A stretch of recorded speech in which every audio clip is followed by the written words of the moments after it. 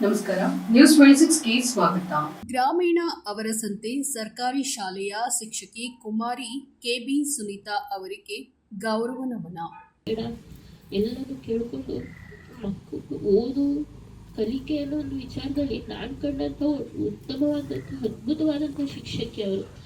ಒಂದು ದಿನ ರಜೆ ಹಾಕೊಂಡ್ರು ಇನ್ನೊಂದು ದಿನದಲ್ಲಿ ಮಕ್ಕಳಿಗೆ ಆ ಒಂದು ದಿನದ ಕಲಿಕೆ ನಷ್ಟ ಆಯ್ತಲ್ಲ ಅನ್ನೋ ಒಂದು ಯೋಚನೆಯಲ್ಲೇ ಇರ್ತಾ ಇದ್ರು.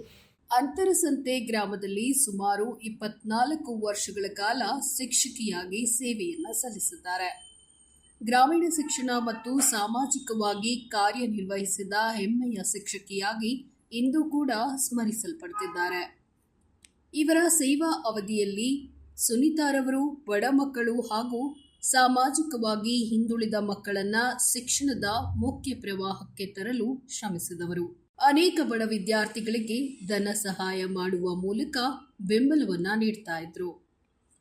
ಅತಿ ಚಿಕ್ಕ ವಯಸ್ಸಿನಲ್ಲೇ ತಂದೆಯನ್ನ ಕಳೆದುಕೊಂಡು ಅಣ್ಣ ಸುಂದರ್ರಾಜ್ರವರ ಜೊತೆ ವಾಸವಿದ್ರು. ರುಮಟಾಯ್ಡ್ ಆರ್ಥರೈಟಿಸ್ನಂತಹ ಆರೋಗ್ಯ ಸಮಸ್ಯೆ ಇದ್ರೂ ಕೂಡ ಛಲ ಬಿಡದೆ ಮಕ್ಕಳಿಗೆ ಪಾಠವನ್ನ ಹೇಳ್ಕೊಡ್ತಾ ಇದ್ರು. 30 ವರ್ಷಗಳ ಕಾಲ ಸೇವೆಯನ್ನ ಪೂರ್ಣಗೊಳಿಸಿ ಸ್ವಯಂ ನಿವೃತ್ತಿ ಪಡೆದು ಮನೆಯಲ್ಲಿಯೇ ಬಡ ಮಕ್ಕಳಿಗೆ ಪಾಠ ಹೇಳಿಕೊಡುವ ಆಸೆಯನ್ನ ಕೂಡ ವ್ಯಕ್ತಪಡಿಸಿದ್ರು. ಕುಮಾರಿ ಸುನೀತಾರವರು ಕೆಬಿಎಸ್ ಮೇಡಮ್ ಎಂಬ ಹೆಸರಿನಲ್ಲೇ ಎಲ್ಲರಿಗೂ ಪರಿಚಿತರು.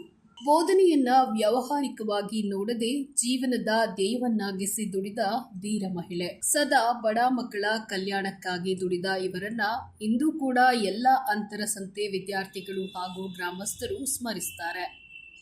ಸದಾ ಹಸನ್ಮುಖಿಯಾಗಿ ಬಡ ಮಕ್ಕಳ ವಿದ್ಯಾಭ್ಯಾಸಕ್ಕಾಗಿ ದುಡಿದ ಕೆಬಿಎಸ್ ಮೇಡಮ್ ಕೆಬಿ ಸುನೀತಾ ಅವರಿಗೆ ಅಂತಿಮ ನಮನ.